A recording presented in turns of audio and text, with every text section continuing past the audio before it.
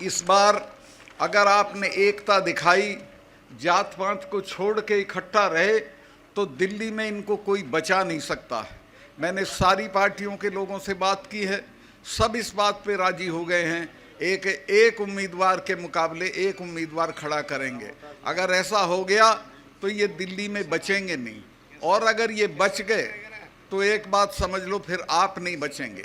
ये आखिरी मौका है हम लोगों के लिए कि हम अपने पेशे को, अपनी ज़मीनों को, अपने बच्चों को बचाएं। मैं बहुत लंबा भाषण नहीं देना चाहता, सिर्फ इतना कहना चाहता हूं कि देश बहुत गलत आदमी के हाथ में है।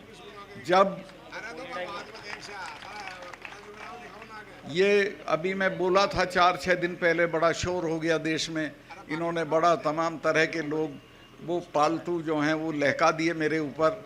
मैंने ये बताया था, जो सच था उसी वक्त बताया था जब मैं ये था गवर्नर था, कि जो वहाँ पुलवामा में जो अटैक हुआ हमारे सिपाहियों पे, 40 लड़के मरे हमारे जवान, वो नहीं मरते अगर ये उनको 2 हवाई जहाज़ दे देते, 5 हवाई जहाज़। वो लड़के अगर मेरे से मांग लेती सीआरपी तो मैं 5 हवाई जहाज़ दे देता, लेकिन गृह मंत्रालय ने वो उनको हवाई जहाज़ नहीं दिए और वो सड़क के रास्ते चल दिए।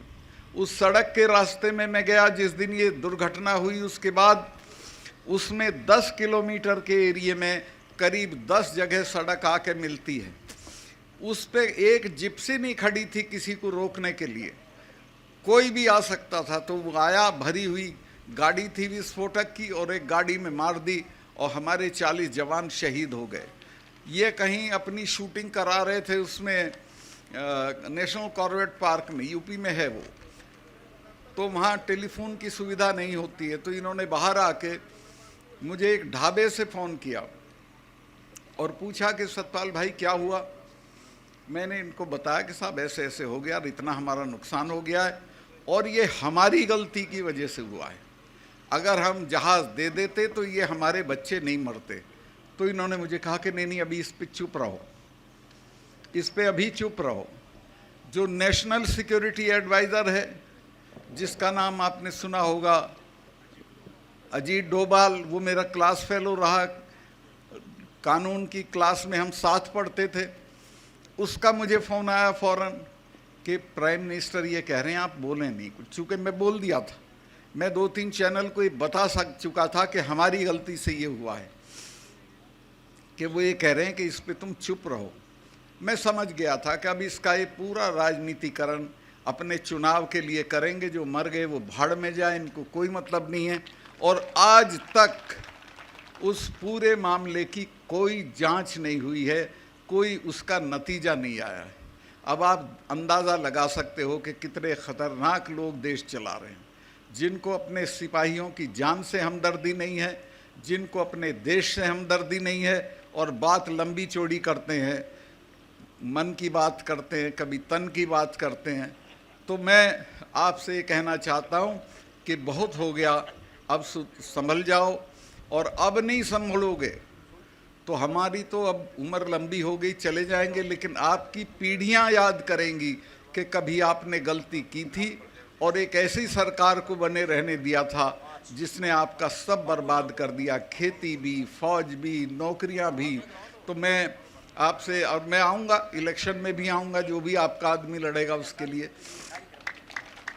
मैं तो, मेरे पैर में बहुत तकलीफ़ है, लेकिन फिर भी मैं घूम रहा हूँ, महीने में कम से कम 10 पब्लिक मीटिंग करता हूँ, सब जगह जा रहा हूँ, सबसे बात कर रहा हूँ, और मुझे ये कामयाबी मिली है कि सब इसके लिए राज़ी हो गए हैं कि एक उम्मीदवार के मुकाबले एक उम्मीदवार खड़ा करेंगे।